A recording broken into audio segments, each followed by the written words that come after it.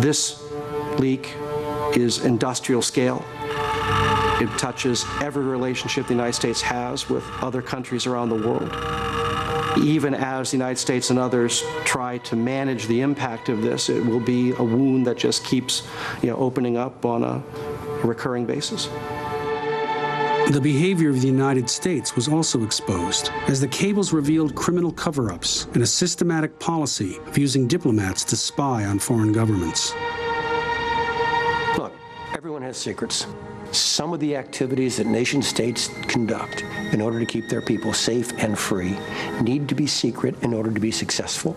If they are broadly known, you cannot accomplish your work. Now, look, let me be very candid. All right? We steal secrets. We steal other nations' secrets. One cannot do that above board and be very successful for a very long period of time. So tell us why you decided to do this film, We Steal Secrets. Well, I think, to me, when I was originally brought into this, and actually I got a call from Universal to take it on, and I took it on because I thought it was the ultimate David and Goliath story. One man against the world, a guy, the silver surfer of the internet, Julian Assange, with a computer, wandering the world and taking on the biggest superpower. So it seemed a classic David and Goliath story for me at the beginning. And then what happened?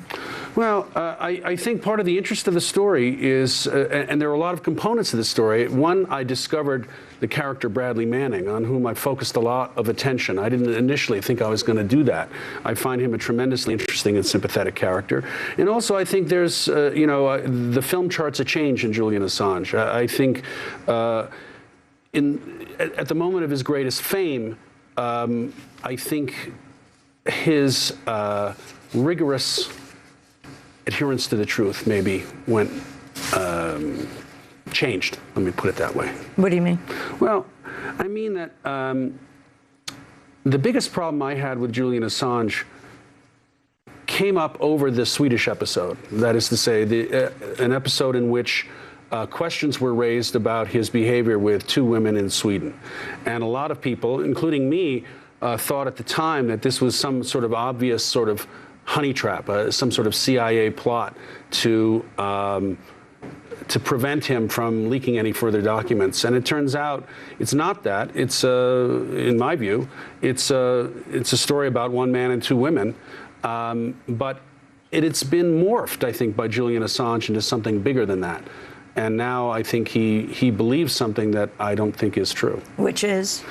Which is that the United States is trying to use or manipulate the Swedish judicial process in order to get him to Sweden, in order to send him to the United States for trial. And why do you not think that is true? Because there's no evidence that it's true. I mean, we know that there's a grand jury proceeding, or there's a grand jury investigation of Julian Assange, but there's absolutely no evidence that the United States is manipulating the Swedish legal process in any way, shape, or form. Furthermore, it's much more difficult to extradite Julian Assange from Sweden than it is from the United Kingdom. In fact, if he goes to Sweden and extradition proceedings were to happen, the United Kingdom would actually have to sign off on that. And he's had an extraordinary number of legal appeals in the United Kingdom to ascertain whether or not these questions, because no charges have been brought yet, whether these questions are legitimate. And he's lost every time. He's gotten an extraordinary amount of legal opportunity to bring his case, but he's not really been successful. So, do you think he should be concerned? According to the Assange team, and we will be speaking with Jennifer Robinson, his legal advisor, in the next segment. Sure. But they cannot get an assurance from the Swedish government that they will not extradite him to the United States. But I don't think any government would give any individual that assurance. I mean, Julian Assange wants to be above the law. The fact is, any government, if they receive an extradition request from another government, has to process it through their courts to determine whether it's legitimate.